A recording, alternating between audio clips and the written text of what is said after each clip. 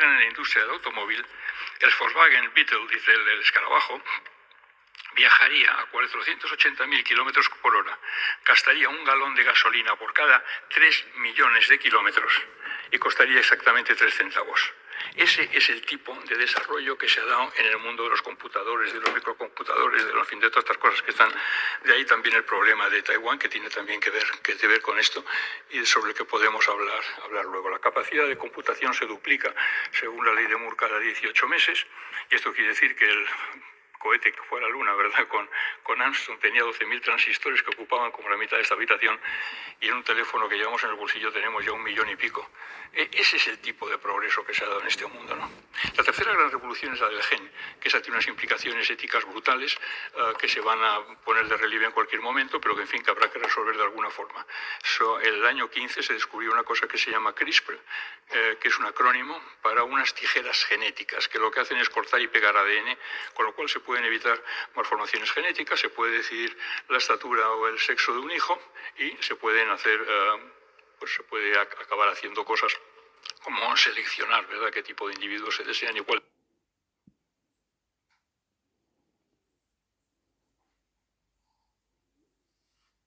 resolver y controlar. Y luego la cuarta revolución que estamos viviendo y que también es única en nuestro tiempo es la demográfica, que está al alcance de todos, ¿no? Para que se hagan una idea, en la época en la que Jesús andaba por la tierra había 200 millones de habitantes, el doble que en Alemania, en todo el mundo. Para llegar a 1.000 millones hizo falta llegar a la época de Napoleón. La Segunda Guerra Mundial, al acabar llegamos a 2.500 millones. Es decir, en 100 años, 150 años, había pasado de 1.000 millones a 2.000. Pero es que la gente que tenga ahora 42 años, porque la gente que tenga 70 y tantos años, 75, ha visto que la población del mundo se triplicaba en su vida. Si tienes 42 años, la has visto duplicarse. Si tienes 70 y tantos, la has visto triplicarse. Yo todavía tengo la edad suficiente para haber ido a Machu Picchu, a Angkor Wat o a tantos sitios y estar solo. Y hoy en día, pues, en fin, estamos viendo lo que pasa. Eso tiene una enorme repercusión e impacto sobre recursos siempre escasos, en energía, en alimentos, en agua. Problemas de agua brutales. ¿Por qué tiene Israel la obsesión por quedarse con el Golán? Porque tiene las fuentes del Jordán. ¿Qué problema enorme hay en este momento entre Etiopía y Egipto? Pues que si hacen una presa que están haciendo los etíopes y la llenan de golpe, el Nilo se vacía durante 10 años y del Nilo dependen 100 millones de egipcios. Quiero decir que estas cuatro revoluciones juntas tienen un efecto cumulativo, ¿no? Se cuenta la leyenda de que el inventor del ajedrez se presentó a un sultán de estos de la época de la India, ¿no?, de los sultanes, un tal Babur o Osaka, cual fuera de aquellos, y le enseñó su invento y se quedó tan fascinado. El rey le dijo: pídeme usted lo que quiera. Y entonces le dijo: pues mire, majestad, póngame un grano de arroz en la primera casilla, 2 en la segunda, 4 en la tercera. Y el rey le dijo: este tío es idiota, me podía pedir lo que quisiera y me pide esto. Bueno, el rey se dio cuenta cuando llegó al final de que le hacía falta comer un cubo de 1,5 kilómetros, un cubo de 1,5 kilómetros de helado de arroz para poder hacer frente a lo que le había pedido entonces resolvió el tema cortándole la cabeza, es decir, cortándolo por lo sano y acabando con el problema. Se dice, ¿verdad? No sé si es verdad o no, pero estamos más de la mitad del tablero. Cada cambio que se produce es un cambio que en este momento es ya cualitativo. Émile Zola, el de Jacques, decía que si el cerebro humano sería capaz de soportar las tremendas velocidades del tren de aquella época, estamos hablando de 1840, que eran 30 kilómetros por hora, ¿será el cerebro humano capaz de entenderlo? Bueno, nosotros no somos capaces, necesitamos un disco duro que llevamos en el bolsillo con nombres, con fechas, con datos, con agenda, con cuentas corrientes, con claves, no somos capaces. Nuestro cerebro de cazadores recolectores, que es lo que hemos sido durante miles de años, millones de años, no está preparado para conocer a 30 individuos, no está preparado para... Entonces necesitamos esta ayuda, ¿no? Por eso, Toynbee,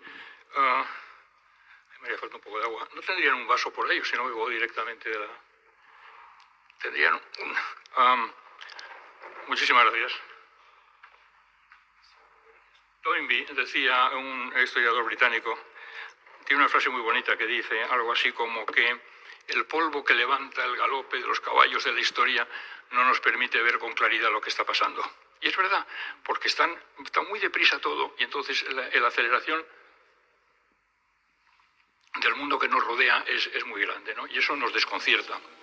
Si eso lo trasladamos al mundo de la geopolítica, al margen del COVID y al margen de los efectos a los que me he referido antes y me referiré luego otra vez, yo creo que hay tres vectores esenciales que explican lo que está pasando.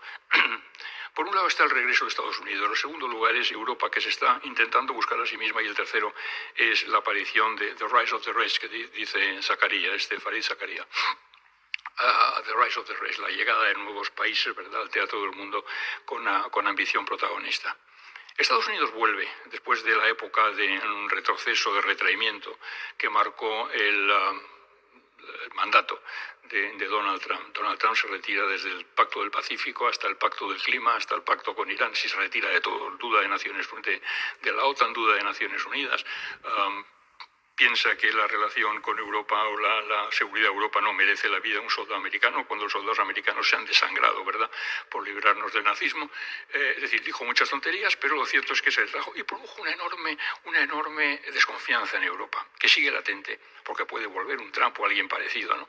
Entonces tenemos que seguir lo que se llama la política del My Way, la política de Sinatra. Tenemos que encontrar nuestro camino, y ahora hablaré también de ello y de la autonomía estratégica de Europa, que se ha quedado completamente desplazada por la guerra de Ucrania.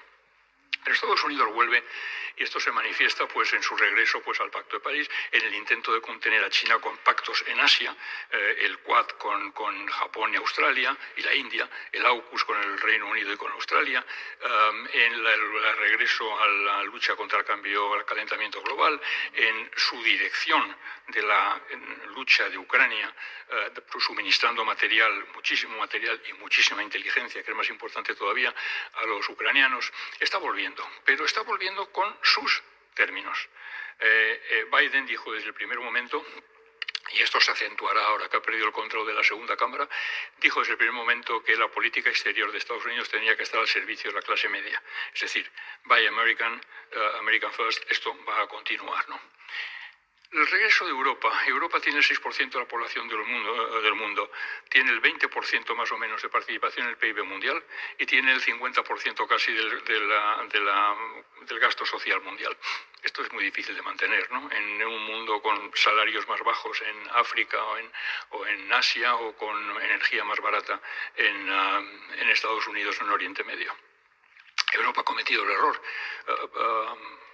Juncker decía que estamos en una crisis estructural porque se ha parado el proceso de convergencia entre el norte y el sur y surgen diferencias de valores entre el este y el oeste. Y esto sigue existiendo, ¿no? Nosotros hemos cometido el error de dejar nuestra defensa en manos de Estados Unidos, nuestra energía en manos de Rusia y nuestros mercados en manos de China. El 90% de las tierras raras, el 96% de las tierras raras que utilizamos en nuestra industria proviene de China.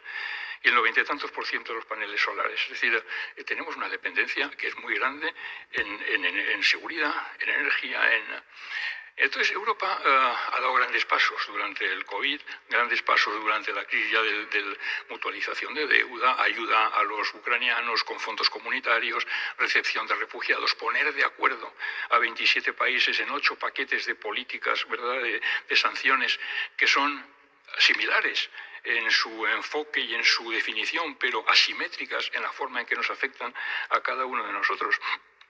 Yo he sido durante varios años director político, me iba a Bruselas cada semana, éramos 15 entonces, y poner de acuerdo a 15 para preparar los consejos de ministros o los consejos de jefes de Estado y de Gobierno era una labor de chinos. Espero que no se me critique por racista por este comentario, que tengo un cuidado. El otro día dije, hace años, estaba trabajando como un negro, y se me echó encima media audiencia de la radio, ¿no? Pero en fin, es complicadísimo porque uno resulta pues que es neutral, el otro, en fin, poner de acuerdo a 27. Estamos dando grandes pasos. Yo digo que el gran peligro de Europa es el síndrome de Venecia. Venecia era un emporio, ¿verdad? Recibía las especias a lomos de camello, pasando por la India, pasando por la península arábiga, por Egipto, llegaba a Alejandría, embarcaban, llegaban a Venecia, y desde Venecia se distribuían por Europa, y los venecianos se forraban. La espectacular ciudad, la riqueza que acumuló aquella ciudad, los palacios que se ven hoy en día, son prueba de aquello.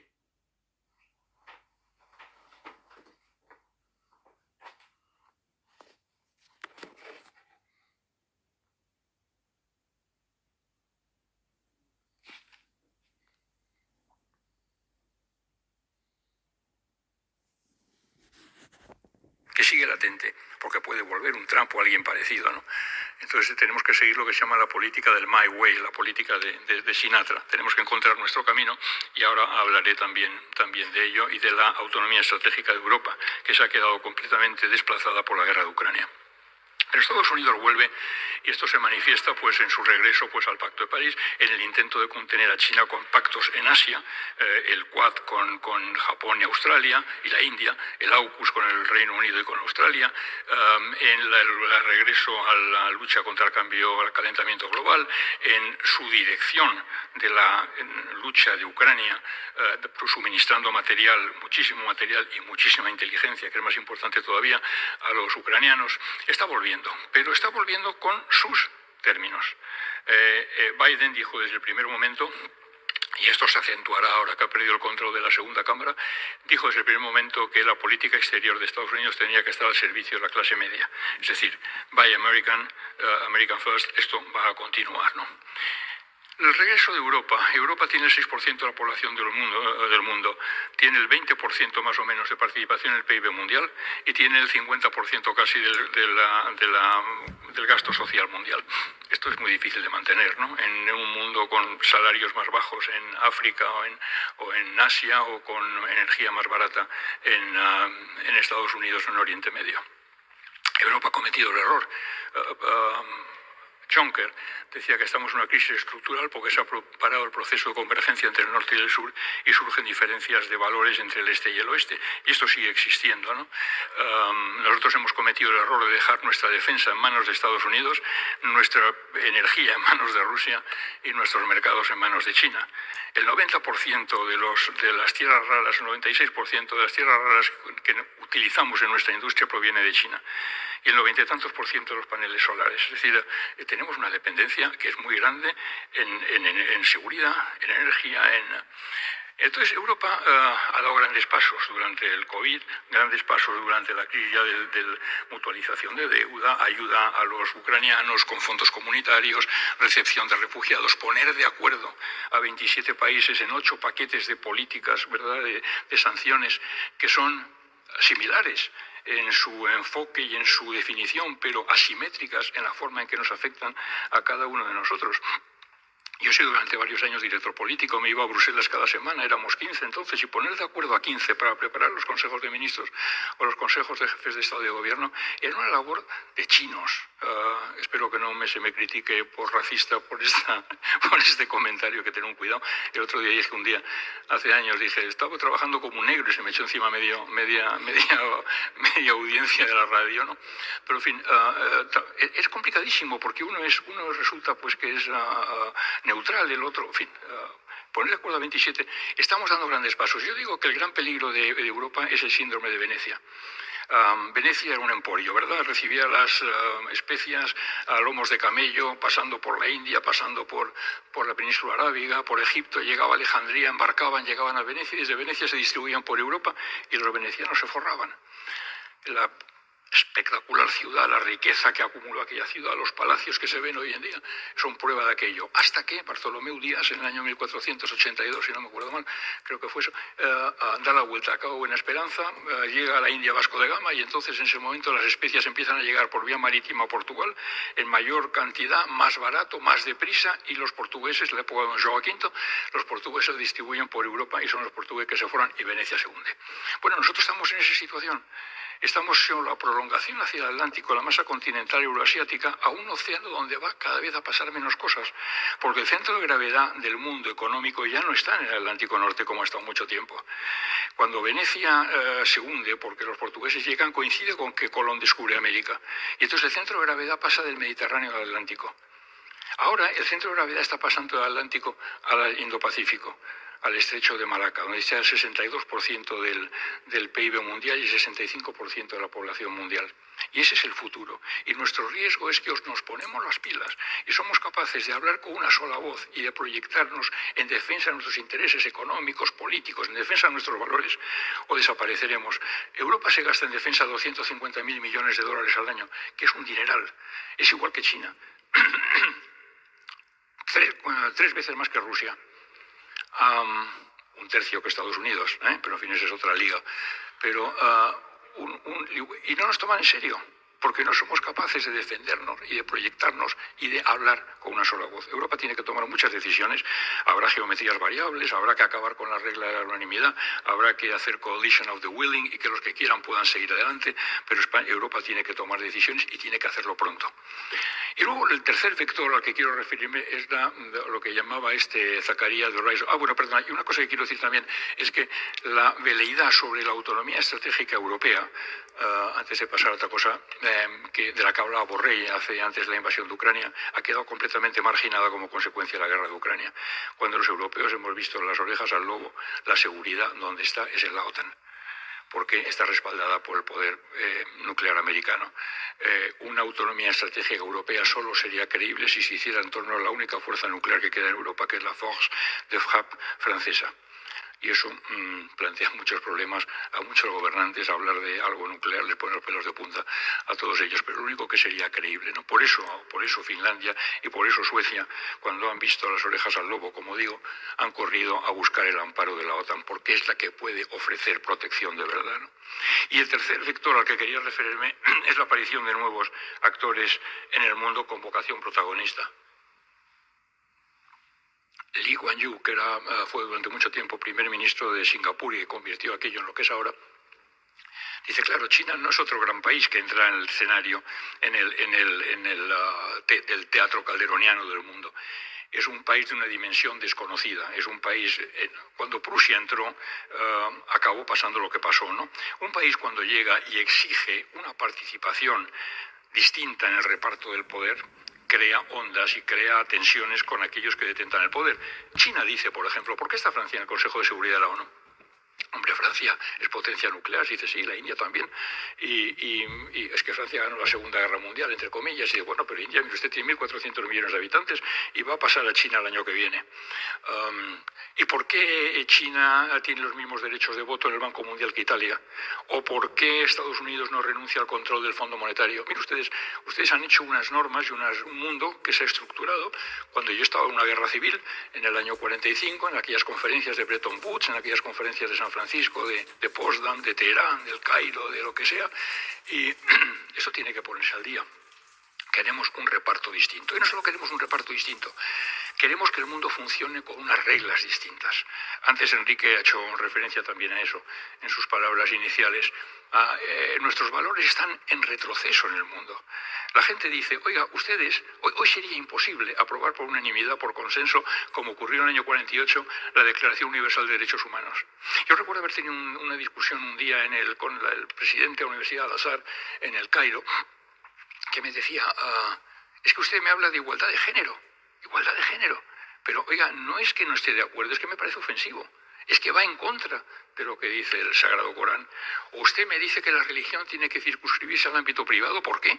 La religión tiene que permear toda la vida pública del creyente y del no creyente también.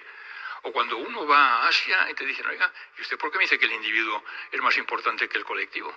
¿O por qué me dice que la democracia es más importante que la meritocracia? ¿O por qué me dice que no, que el principio de autoridad y el respeto a los mayores y como enseña Confucio es menos importante? Entonces dicen, oiga, es que ustedes han hecho unas normas que son las que rigen el mundo, que están basados en sus valores, están basados en la filosofía griega, en el derecho romano, en el cristianismo, en el renacimiento que pone al ser humano en el centro, ¿verdad?, de la creación, en Descartes, que distingue entre el mundo, el fin del individuo, el mundo natural y la divinidad, en la Ilustración, que pone la duda en el centro del debate racional. Yo no he tenido ni Ilustración, no he tenido Renacimiento, yo tengo otras cosas que son tan buenas como las suyas, pero no tengo por qué guiarme por las suyas, porque las suyas además le sirven a usted para meterme el dedo en el ojo todo el rato, hablándome de derechos humanos, hablándome de... No, yo quiero otras normas, unas que me aseguren que nadie se va a meter en lo que yo hago dentro de mi territorio. Como decía Xi Jinping no hace mucho, aquí tenemos una democracia en China, yo digo lo que es una democracia. No tienen que venir ustedes a darme lecciones ni a decirme si esto es una democracia o no lo es. Los chinos definimos lo que nosotros queremos y para nosotros lo que tenemos es bueno. Entonces, esos quieren otro reparto del mundo y otros valores. Y eso plantea una enorme. Bueno, entonces estos son los tres vectores, ¿no? En este momento, la crisis de Ucrania es reflejo precisamente de esto. Por eso digo que es estructural. La crisis de Ucrania quiere decir que Rusia no está de acuerdo con la estructura de seguridad en Europa tal como fue heredada desde el fin de la Guerra Fría. Viene de antes, incluso en el año 75 el acta final de Helsinki establece la inviolabilidad de las fronteras europeas. Y en el año 94, aquello lo firmó la Unión Soviética, pero en el año 94, ya con Putin en el poder, Rusia firma con Ucrania el acuerdo de Budapest, en virtud del cual Ucrania le envía a Rusia todo su arsenal nuclear de la época soviética y a cambio de eso Rusia le garantiza sus fronteras y su integridad territorial. ¿Por qué salta por los aires ahora?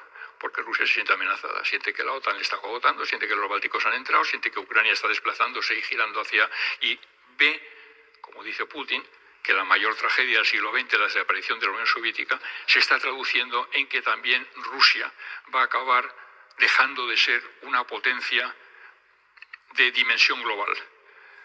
Obama dijo en cierta ocasión, Rusia es una potencia regional. Eso debió ser como una banderilla de fuego en el lomo, ¿verdad?, de Putin. Potencia regional. Ellos quieren ser, y para eso necesitan espacio estratégico, Lebensraum, necesitan espacio vital, necesitan Ucrania, que es un granero y que además pues tiene minerales pero sobre todo tiene espacio. Y lo ven como un estado tapón frente a un encroaching, a una cada vez. Entonces, lo hace saltar por los aires. Yo no sé si el momento de... Yo he hablado ya, parece que el tiempo necesario... ¿no? Bueno, termino. Podemos hablar de Ucrania, podemos hablar de Taiwán y en las preguntas a lo mejor salen estos temas, pero la crisis de Ucrania deriva de eso, deriva de lo que está pasando ahora. Estamos en el final de una etapa geopolítica y en el principio de otra. Esa etapa geopolítica es la que ha regido el mundo, multilateralismo más o menos eficaz, instituciones internacionales fuertes, normas conocidas e iguales para todos, y eso está cediendo el paso a un mundo donde, la dirección de Occidente se ve puesta en causa, es decir, es el fin del dominio mundial de Occidente. Estados Unidos es consciente de que no lo puede hacer todo solo como pensó que lo podía hacer en la época, ¿verdad?, de la desaparición de la Unión Soviética y hasta los atentados de las Torres Gemelas, cuando Fukuyama decía aquello del fin de la historia. Me hace gracia porque no hace poco leía un libro sobre Cicerón y Cicerón decía lo mismo. Cuando Roma conquista Cartago y se queda sin enemigo, dice ya es el fin de la historia, ya hemos terminado. Fukuyama decía es el triunfo del liberalismo, de la economía de mercado, ¿verdad?, una vez derrotados los otros grandes ideologías del siglo XX, el comunismo por su ineficacia y el nazismo en los campos de batalla o el fascismo. Entonces, en este momento eso está puesto en duda. Hay una pugna entre autoritarismos y democracias. Biden hizo una cumbre de democracias. Esos países autoritarios piensan que son más eficaces en la resolución de los conflictos porque no pierden el tiempo, ¿verdad?, con licitaciones cuando tienen que tomar una decisión rápida. Es falso. Y para eso necesitan espacio estratégico, Lebensraum, necesitan espacio vital, necesitan Ucrania, que es un granero y que además pues tiene minerales pero sobre todo tiene espacio. Y lo ven como un estado tapón frente a un encroaching, a una cada vez... Entonces, lo hace saltar por los aires. Yo no sé si el momento de... Yo he hablado ya, parece que el tiempo necesario, ¿no? Bueno, termino. Podemos hablar de Ucrania, podemos hablar de Taiwán y en las preguntas a lo mejor salen estos temas, pero la crisis de Ucrania deriva de eso, deriva de lo que está pasando ahora. Estamos en el final de una etapa geopolítica y en el principio de otra. Esa etapa geopolítica es la que ha regido el mundo, multilateralismo más o menos eficaz, instituciones internacionales fuertes, normas conocidas e iguales para todos, y eso está cediendo el paso a un mundo donde, la dirección de Occidente se ve puesta en causa, es decir, es el fin del dominio mundial de Occidente. Estados Unidos es consciente de que no lo puede hacer todo solo como pensó que lo podía hacer en la época, ¿verdad?, de la desaparición de la Unión Soviética y hasta los atentados de las Torres Gemelas, cuando Fukuyama decía aquello del fin de la historia. Me hace gracia porque no hace poco leía un libro sobre Cicerón y Cicerón decía lo mismo. Cuando Roma conquista Cartago y se queda sin enemigo, dice ya es el fin de la historia, ya hemos terminado. Fukuyama decía es el triunfo del liberalismo, de la economía de mercado, ¿verdad? Una vez derrotados los otros grandes ideologías del siglo XX, el comunismo por su ineficacia y el nazismo en los campos de batalla o el fascismo. Entonces, en este momento eso está puesto en duda. Hay una pugna entre autoritarismos y democracias. Biden hizo una cumbre de democracias. Esos países autoritarios piensan que son más eficaces en la resolución de los conflictos porque no pierden el tiempo, ¿verdad?, con licitaciones cuando tienen que tomar una decisión rápida. Es falso, no han sido capaces de combatir mejor el COVID, como se demuestra lo que está pasando en China en este momento. El centro del mundo, como digo, se está desplazando hacia el Asia-Pacífico y estamos pasando a un mundo donde de este multilateralismo vamos a pasar a un no tanto multipolarismo, sino un bipolarismo imperfecto, donde los dos grandes cabezas van a ser China y Estados Unidos. China y Estados Unidos tendrán que resolver sus problemas de alguna manera. Nosotros tendremos que decidir dónde estamos. Estaremos naturalmente con el campo de los americanos, pero no tenemos los mismos intereses que los americanos. Igual que no tenemos los mismos intereses con respecto de Rusia que los americanos. Para los americanos Rusia es un problema estratégico, para Europa Rusia es un problema estratégico, pero además de vecindad y además con un suministrador energético importante. Es decir, necesitamos llegar a algún tipo de acomodo con Rusia, ¿no? Entonces, este mundo que se va hacia es un mundo bipolar imperfecto, porque cuando China y Estados Unidos quieran hablar de economía tendrán que hablar con Europa, que seguimos teniendo una participación importante en el PIB y en el comercio mundial. Cuando quieran hablar de armas tendrán que hablar con Rusia, que sigue teniendo 1.500 ojivas nucleares, en fin. Y porque hay otros países que están ahí. La India, está Brasil, ciertamente, está Indonesia, está Nigeria. Nigeria va a acabar con casi 1.000 millones de habitantes del siglo XX, 800 y pico millones va a acabar Nigeria. Es brutal cómo está. Egipto crece a razón de 1 millón de habitantes por año. El mundo va a crecer otros 2.000 millones de aquí al año 50. De esos 2.000 millones, 1.300 van a ser en África. Yo recuerdo una vez de una conferencia con el embajador de Estados Unidos en Agadir, cuando yo estaba embajador en Marruecos. Y dimos los dos una conferencia en Agadir y nos invitaron allí. Entonces el americano, estas cosas que se les ocurren a ellos a veces, dijo, a ver, una sala enorme, llena de gente, había 800 personas allí, y dice, ¿quién quiere emigrar a Estados Unidos? Y toda la sala, incluido el gobernador que estaba entre nosotros dos, levantó la mano. Las inmigraciones están empezando. No nos engañemos, y el cambio climático las va a acelerar. ¿Y cómo vamos a reaccionar con una sociedad de bienestar? No puede aguantar con puertas abiertas. ¿Cómo solucionamos estos problemas? Problemas globales, el clima, la proliferación nuclear, el terrorismo, el ciberterrorismo, cada vez mayor y más preocupante, las grandes desigualdades que están creciendo. Todo esto son problemas, las migraciones, que exigen respuestas globales.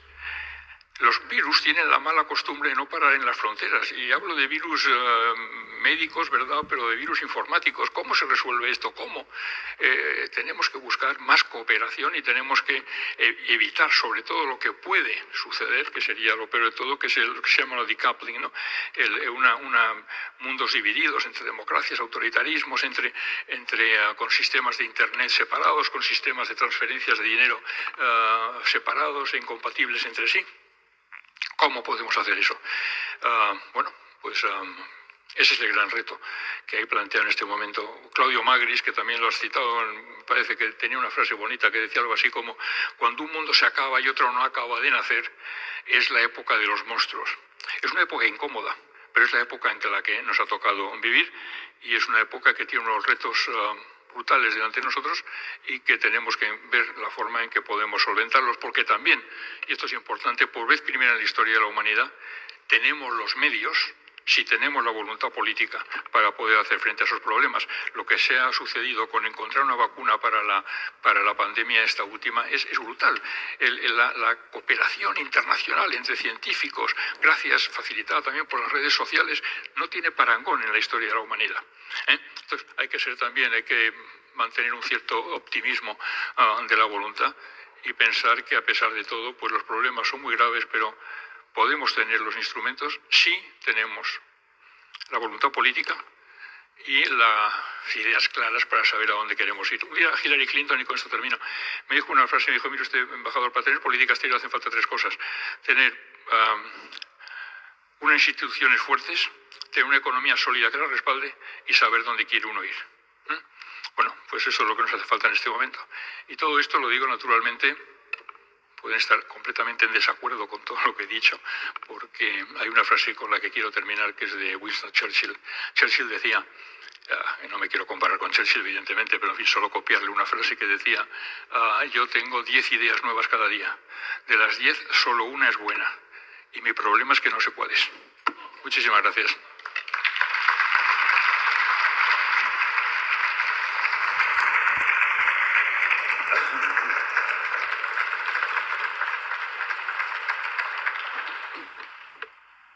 Bueno, buenos días a todos. Buenos días, embajador. Pues por escucharle, la verdad que intentaré traer un poco la pelota al suelo. Este fin de semana estaba con unos amigos y me preguntaron, quizá pensando que yo sé más de lo que realmente sé, que cuándo va a acabar la guerra. Entonces me remití a usted y le dije el lunes, a eso de las 11 de la mañana, te mando un mensaje y te digo. Entonces, no sé, usted dirá, ¿cuándo va a acabar la guerra? Esa es una buena pregunta. Yo ayer escribí un artículo que se publica en la cadena de prensa ibérica, ¿no?, en veintitantos periódicos, pero de provincias, donde hablo de 6 salidas posibles. Puede ganar Rusia. No es imposible que gane Rusia, si echa todavía toda cantidad de hombres, material, en fin. Rusia puede ganar la guerra, lo que no puede ganar es la paz, porque pase lo que pase va a pasar mucho tiempo cara a la pared, ¿no?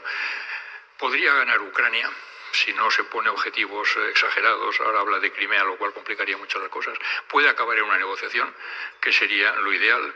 Una negociación quiere decir que ambos tienen que poder decir que han ganado. Yo creo que la situación todavía no está madura para eso.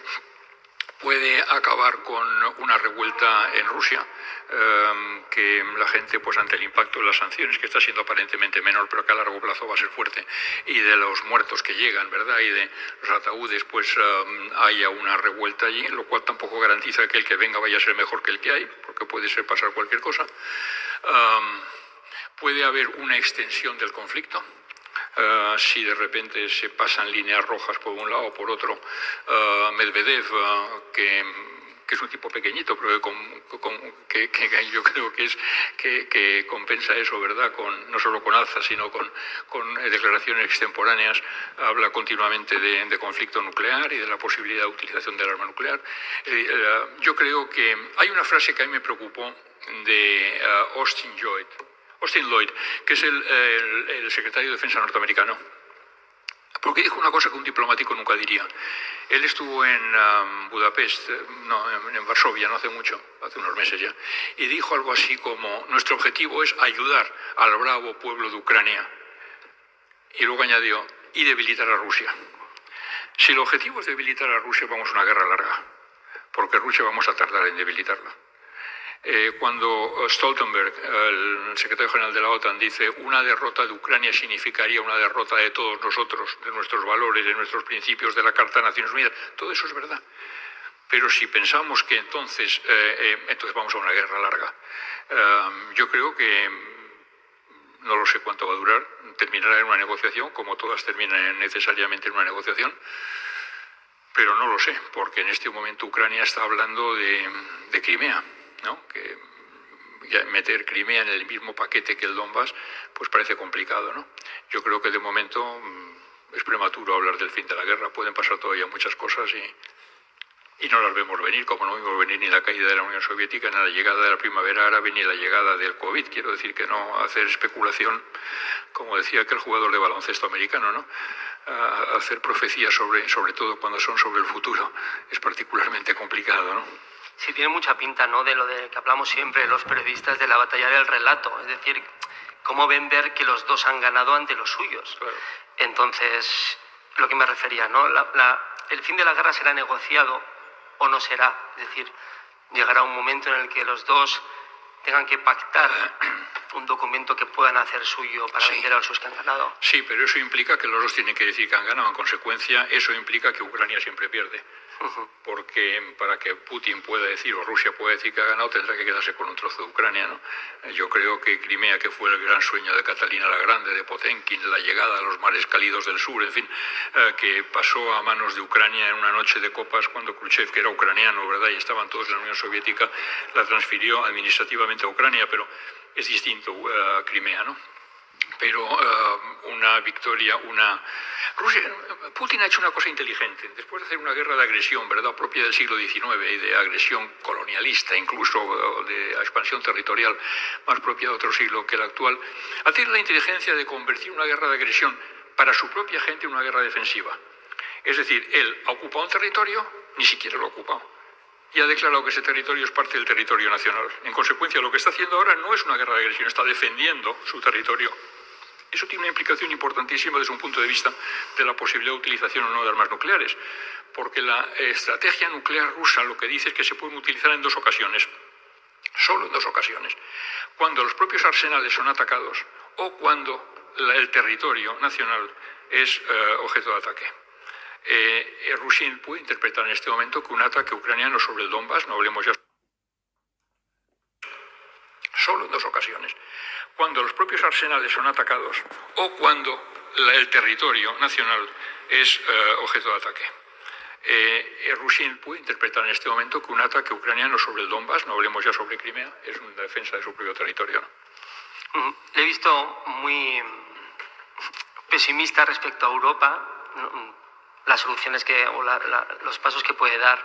Decía Jean Monnet, uno de los padres fundadores, que Europa se forjará en las crisis y que será el resultado de la suma de las soluciones que dé a las crisis. ¿Qué Europa va a dejar la crisis de Ucrania?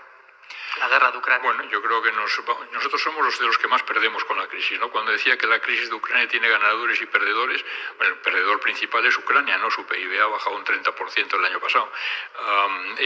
Otro perdedor va a ser Rusia, que pase lo que pase, que ya ha conseguido pues la expansión de la OTAN, ha conseguido un reforzamiento del vínculo transatlántico, ha reforzado la Unión Europea. Es decir, Rusia pierde, pero Europa pierde. Europa estamos viendo cómo la inflación nos está dejando vacíos los bolsillos, cómo la crisis energética nos está haciendo mucho daño, cómo Europa pierde, ¿no? Yo creo que, sin embargo, y estoy de acuerdo con eso, ¿no?, Europa crece en las crisis, y en la crisis del COVID y en la crisis de Ucrania está dando pasos muy importantes. El ser capaz de mandar material militar a Ucrania con cargo a los presupuestos comunitarios hubiera sido blasfemia hace 5 o 6 años, ¿no? Y se está haciendo. El recibir a 4 millones de refugiados ucranianos, con lo tacaños que fuimos cuando vinieron los sirios hace unos años, es un paso adelante también muy importante. La mutualización, la Next Generation, Europa está dando pasos. Lo que pasa es que Europa, claro, si Monnet y Schuman levantaran la cabeza, se quedarían maravillados de dónde estamos. Ellos querían evitar guerras entre Francia y Alemania, ¿no? Pero no había una hoja de ruta, no había un mapa, decir, queremos llegar. Entonces, se han ido haciendo cosas a medida que era posible hacerlas. Se ha hecho una unión monetaria, sí, una unión fiscal, sí, una unión bancaria, sí, se ha hecho, no hay un presupuesto. Entonces, no hay una unión energética, no tenemos una unión en materia de política exterior, no tenemos una en defensa, tenemos 7 modelos de tanques distintos cuando los americanos tienen 2 o 3, tenemos no sé cuántos modelos de aviones, tenemos municiones que son incompatibles, nos gastamos tanto dinero ineficazmente. Europa sabe todo esto. Es que ¿cómo superas? ¿Cómo eres capaz de sobreponerte a ese nacionalismo viejo, ¿verdad?, que es del siglo XIX también, e intentar construir algo mirando al futuro? Porque es que nos vamos por el desagüe de la historia. Es que podemos quedarnos, y si nos vamos, será imposible mantener el nivel de vida actual. A mí en Estados Unidos, cuando estaba allí, me acuerdo que un senador me dijo, es que ustedes son Venus y nosotros somos Marte. Ustedes son hedonistas y nosotros somos... Bueno, decía yo, qué suerte tenemos, ¿no?, de ser Venus y de ser hedonistas y tener una seguridad social que ustedes no tienen aquí en Estados Unidos, ¿no? Pero claro, ¿cómo se mantiene esto? Hablaba de Francia, de Alemania. Ayer hubo una cumbre muy importante para conmemorar el 60 aniversario del Tratado del Elíseo, el famoso eje franco-alemán. Le voy a ir incorporando, jalonando preguntas de los invitados. Preguntan, ¿tanques alemanes contra tropas rusas? se puede dar este paso sin romper esquemas profundos en Alemania? Claro, a Alemania le cuesta muchísimo asumir el liderazgo, tiene muy... se le criticaba mucho a Merkel por no haberlo hecho durante los años que estuvo, ¿verdad? Europa esperaba de Alemania un liderazgo en momentos de apuro y dificultad cuando la crisis del año 8 y Alemania es reticente. Alemania tiene encima la gran losa, ¿verdad?, de lo que ha hecho, de lo que fue la Segunda Guerra Mundial y de lo que aquello provocó, y entonces no quiere. Yo veo que se han adoptado ya, parece ser que está dejando que otros países que tengan ese tipo de tanques puedan entregarlos, concretamente Polonia, que está presionando mucho porque tiene tanques Leopard y que... Entonces yo creo que se acabarán entregando, pienso que lo acabará haciendo. Lo que pasa es que quiere, bueno, pues que sean otros los que den los primeros pasos y que ya están los americanos diciendo, ¿por qué no manden ustedes los Abrams? Bueno, ustedes los Abrams gastan muchísimo y son muy pesados y son muy difíciles de manejar y además tardaríamos, y estos otros los tienen ustedes al lado.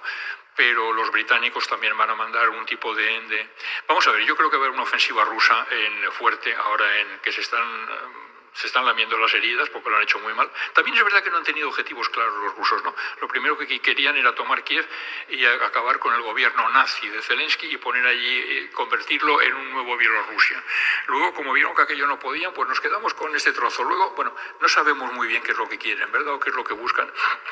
Pero yo creo que va a haber una ofensiva, y cuando haya esa ofensiva, y Rusia es mucha Rusia y tiene mucho fondo de armario, ¿verdad?, del que tirar, Ucrania va a necesitar defenderse.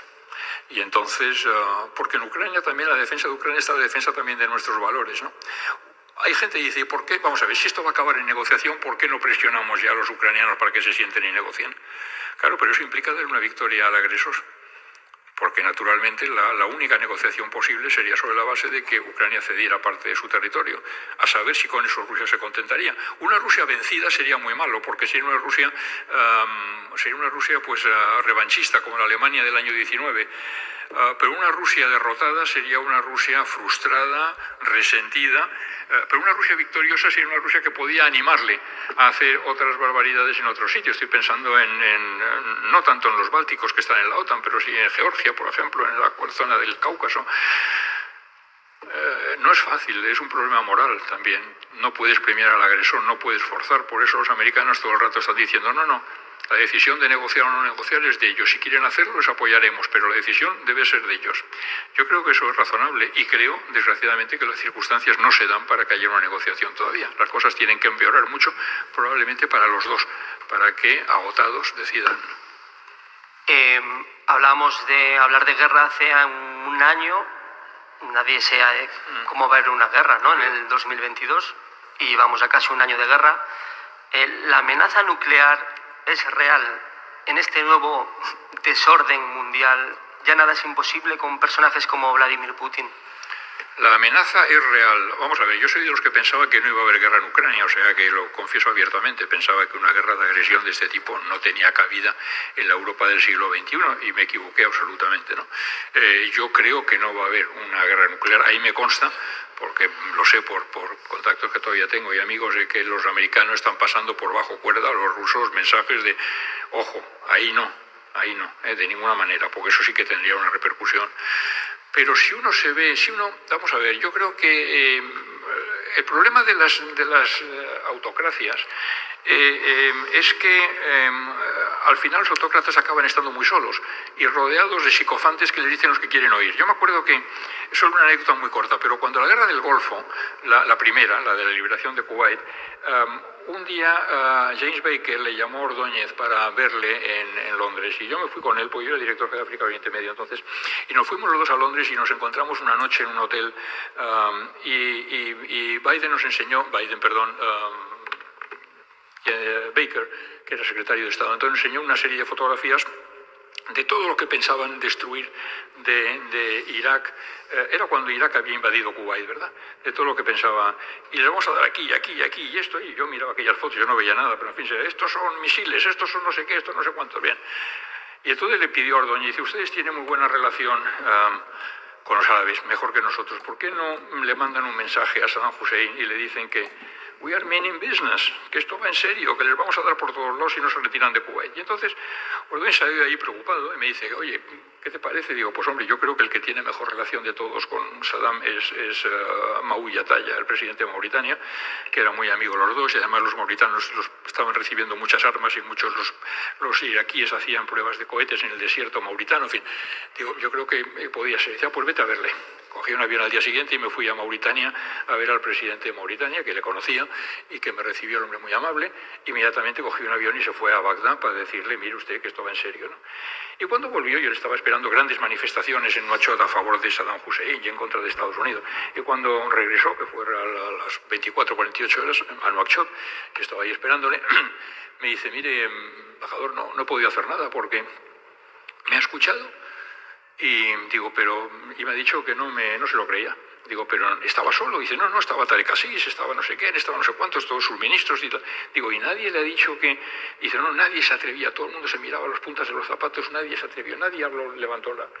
Claro, te encuentras, y esto le está pasando a este hombre. Putin se encuentra probablemente con que nadie le está diciendo realmente lo que... Entonces, cuando uno confunde la propia seguridad personal con la seguridad del país, cuando dice l'état c'est moi, entonces ahí es cuando puede ser peligroso, ¿no? Entonces, los dictadores tienen muchos problemas, pero uno de ellos es que acaban estando muy mal asesorados y acaban desconectados de la realidad. Y yo creo que Putin lo ha estado.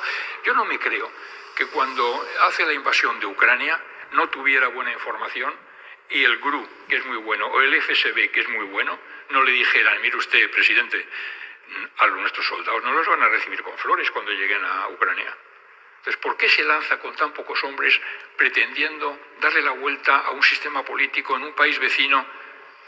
Porque no hace caso de lo que es que le dicen. Yo no creo que no se lo dijeran, yo creo que no le hizo caso. Y entonces, si uno no hace caso pues puede pasar cualquier cosa, ¿no? Es decir, el riesgo es real. Los americanos piensan que es real, pero le están advirtiendo de que no lo haga. Yo creo que sería un... Pero como digo, Medvedev no para de hablar del tema, ¿no? Un día y otro día. Entonces, yo creo que no, pero también creía que no habría guerra. O sea que, no sé. Me gustaría preguntarle por lo sucedido recientemente en Brasil, el intento de asalto a las instituciones emulando el ya sufrido en Estados Unidos. ¿Las democracias occidentales están en peligro? Bueno, yo creo que la democracia, no lo digo yo, Freedom House, que hace unos informes anuales, lleva 14 años aproximadamente constatando un deterioro y una disminución de la democracia. En este momento en el mundo hay 20 democracias. La mayoría de democracias plenas, la mayoría de la humanidad vive en sistemas que son no libres o medianamente libres, ¿no? Hoy en día, durante la crisis última del COVID, ha habido una enorme propaganda en África, sobre todo de China, explicando y regalando vacunas. Mientras nosotros dábamos la imagen de estar acaparando, ¿verdad?, y dándonos tercera y cuarta dosis, bueno, cuando tiene lugar el asesinato de Jouvenel en Haití no se ha puesto una sola vacuna. En África está vacunada el 20% de la gente ahora, y nosotros vamos por la cuarta. Y los chinos han hecho una labor de propaganda muy buena, diciendo, mire ustedes, estos no les dan vacunas. Al contrario, cuando sale una vacuna las compran todas ellos y no les dejan a ustedes... porque no pueden pagar lo que ellos pagan. Nosotros les regalamos, las suyas son peores, pero somos más eficaces. Hoy en día hay una pugna entre un sistema y otro, y no cabe duda de que está ganando terreno Claro, lo peor es cuando se intenta contraponer la democracia representativa con la democracia de la calle, que es lo que ha pasado en Brasil, lo que pasó en Estados Unidos, cuando en nombre de la democracia pretendes subvertir y destruir la democracia, que es lo que pasó en Estados Unidos y lo que ha pasado ahora en Brasil, ¿no? Esa gente dice que defiende la democracia frente a un robo, ¿verdad?, del que les han hecho y tal. Bueno, las redes sociales juegan un papel muy importante también aquí, pero yo creo que la democracia, cuando las cosas van bien, pero cuando hay crisis económica, en Iberoamérica el COVID ha destruido, me parece que eran 25 millones de empleo. Y en este momento, según CEPAL, y no quiero equivocarme, el 32% de la población está debajo del umbral de la pobreza. Esa es la gente que ataca, y los que lo mueven no están entre los que atacan, ¿no? Los que atacan son turbas de gente que, en fin. ¿Cree factible que este tipo de actos violentos puedan darse aquí, en las grandes democracias europeas? Bueno, aquí se dio, en Cataluña se dio 2 veces, ¿no? Una vez en el año El 17, desde luego, y antes, me acuerdo que una vez quien era presidente era Artur Mas, tuvo que entrar en helicóptero en el Parlamento porque estaba rodeado, ¿no? Y primero fueron grupos de extrema izquierda y después fueron nacionalistas independentistas. Se ha dado ya, no es que no se pueda dar. Pues aprovechando que ha traído la pelota al tejado español, le voy a preguntar, más de 250 intelectuales de muy diversos ámbitos, además muchos de izquierdas, firmaron la semana pasada un libro que se llama Thank You for... más de 250 intelectuales de muy diversos ámbitos, además muchos de izquierdas, firmaron la semana pasada un duro manifiesto contra el gobierno. Tiene 2 folios, pero basta con leer la primera frase que dice: la democracia española, como en cualquier país, nunca es irreversible. Entre los firmantes está usted. ¿Por qué? Efectivamente. Porque vamos a ver, porque creo que no hay atajos y porque creo que hay que defender la Constitución y porque creo que de lo mejor que hemos hecho los españoles ha sido la transición y creo que los valores de la transición son los que están en peligro hoy en día. No creo que las diferencias entre el señor Feijóo y el señor Sánchez sean mayores que las que tenían Fraga y Carrillo.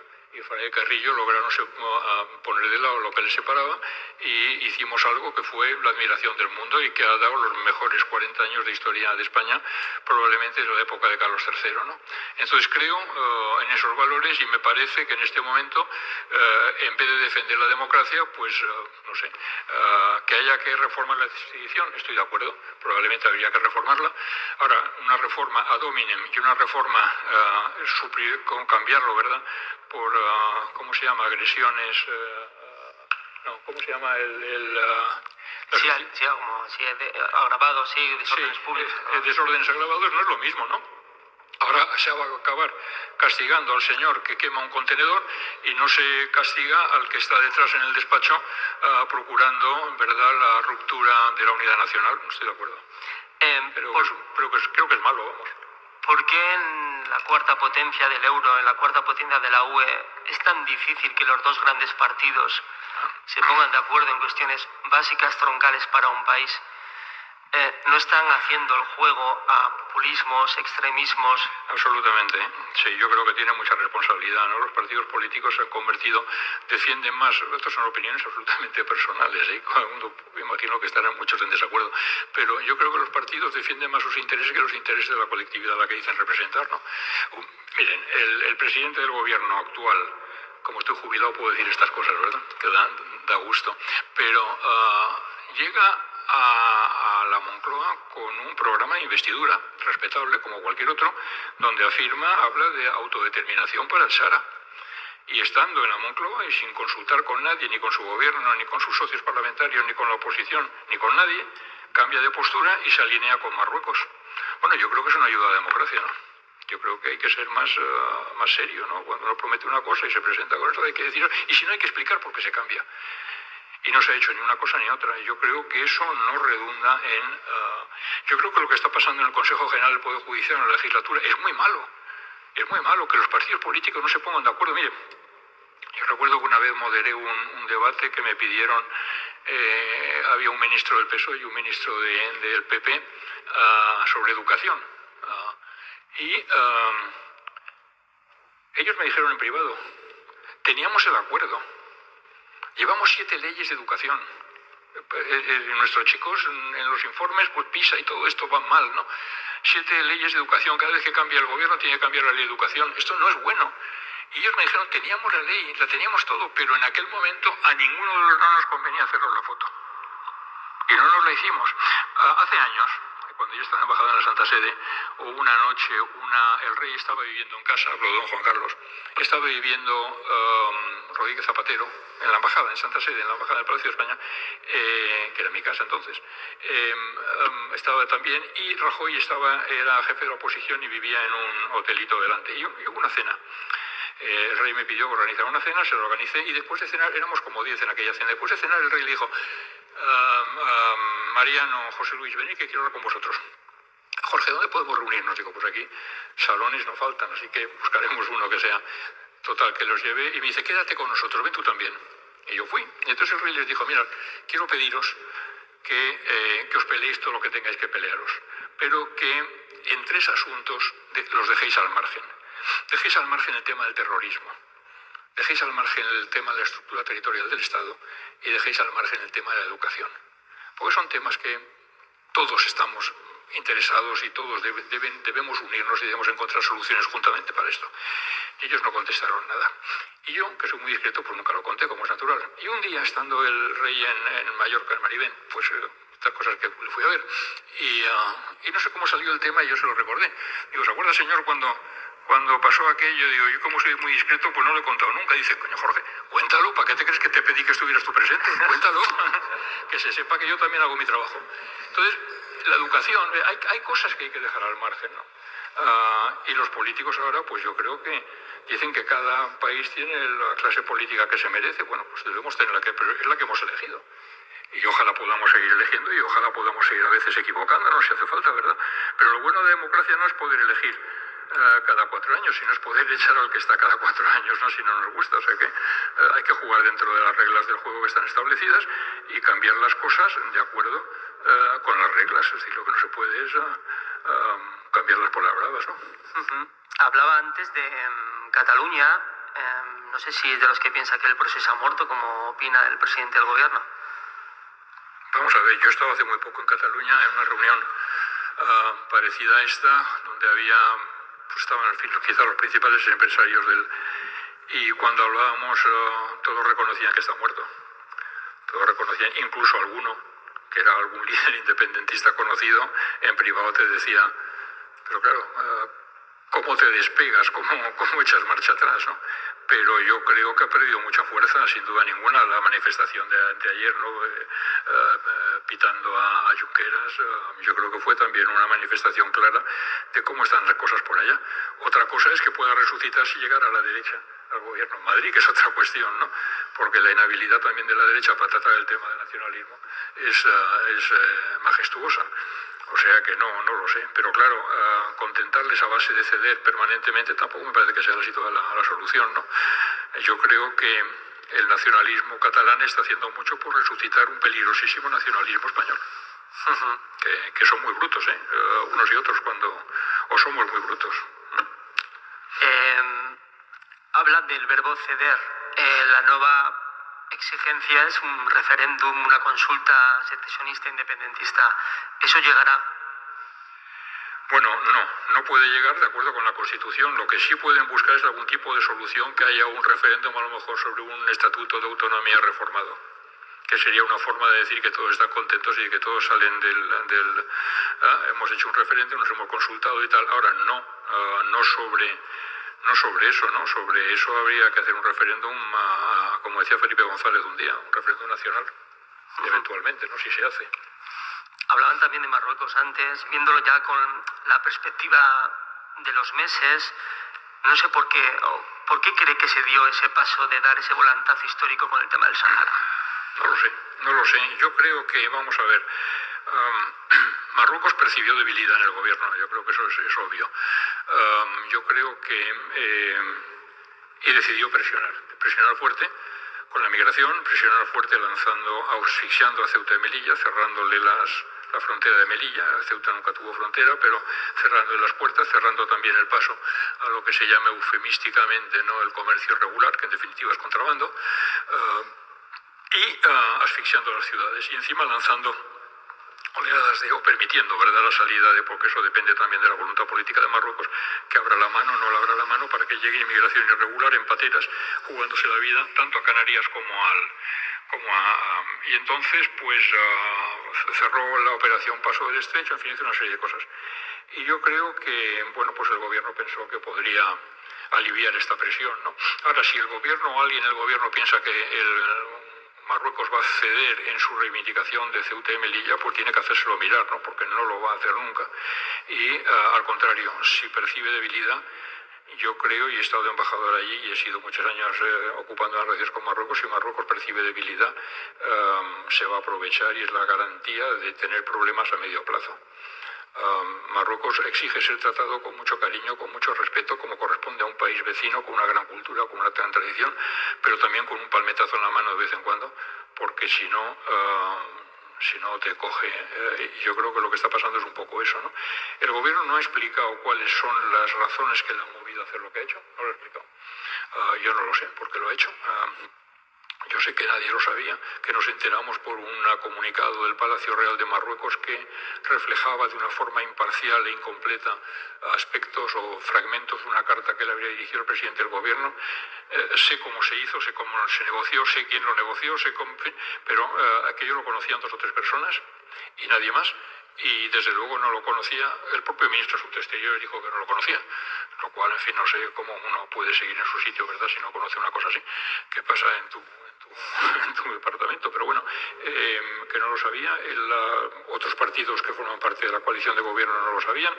El Parlamento, recuerdo que fue el representante del PNV, creo recordar, que dijo: señor presidente, se va usted a Marruecos sin el apoyo de esta Cámara. Nadie apoyó, porque no lo han explicado. Nos ha colocado, yo creo que hemos cometido, vamos a ver, cuando nos fuimos del Sahara, que nos fuimos mal, bueno, la Marcha Verde, pero en aquel momento, muriéndose Franco, no era el momento de tener una guerra colonial, nos fuimos mal, la derecha se quedó molesta porque dijo: hombre, ha quedado mal el ejército, la izquierda se quedó molesta porque dijo: hemos abandonado a los polisarios y a los saharauis. Todo el mundo se quedó enfadado, pero tuvimos la inteligencia, al menos, de colocarnos en aquel momento bajo el paraguas de la ONU, que decía: aquí que haya un referéndum de autodeterminación y que esto es un territorio no autónomo que está en la lista de territorios no autónomos de las Naciones Unidas, que tiene que someterse a descolonización por un referéndum. Cuando se vio que el referéndum, que había una lista, un suceso español que era muy bueno, muy bien hecho, pero que pasó el tiempo, Marruecos no lo puso en práctica, pasó el tiempo y al final pues la gente se ha muerto, otros han nacido, en fin, aquello se ha llenado de inmigrantes que han llegado del norte. Ahora es muy difícil hacer un referéndum. Pero entonces Naciones Unidas dijo: bueno, como el referéndum ya es complicado, si no puede haber referéndum, que haya un acuerdo entre las partes. Y España estaba ahí. Y dice: mire usted, queremos un acuerdo que aprueben entre las partes, que sea santificado por la ONU. Y estábamos muy cómodos bajo ese paraguas. Ahora lo que hemos hecho ha sido quitarnos de debajo del paraguas. Está lloviendo, nos hemos colocado con Marruecos y Argelia se ha enfadado muchísimo. Y ha dicho: y esto nos coloca en el centro de una pelea que hay en el Magreb por la hegemonía entre Marruecos y Argelia, que lleva un montón de años y que tiene su origen en territorios irredentos. Marruecos, cuando llega a la independencia en el año 56, cuando llega a la independencia en el año 56, lo que hace Francia, pensando que se iba a quedar con Argelia como provincia o como departamento, lo que fuera, durante toda la vida, hace un trazo en el mapa y le quita un buen trozo de desierto a Marruecos y se lo pasa a Argelia y se queda con Argelia. Cuando Marruecos llega a la independencia, dice: oígame, que esto era mío. Entonces, Francia no le hace caso. Cuando se produce la guerra de liberación en Argelia, Marruecos apoya a los argelinos en la lucha contra Francia, con la esperanza de que Argelia, llegara a la independencia, y dijera: bueno, esto era tuyo, te lo devuelvo. Cuando llega la independencia, Argelia dice: yo si te he visto no me acuerdo, y entonces a partir de entonces las relaciones hay una guerra que no se habla de ella, la guerra del año 63, se llama la Guerra de las Arenas, donde el ejército argelino, aguerrido en la lucha de liberación colonial, derrota a los marroquíes. Los marroquíes se quedan resentidos para los restos. En el año 94 hay un atentado en un hotel de Marrakech, el Atlas Hasni, que no recuerdo que se llamaba, y entonces hay muertos españoles, unos turistas, y entonces los marroquíes echan la culpa a los servicios argelinos. Los argelinos se enfadan muchísimo y cierran la frontera.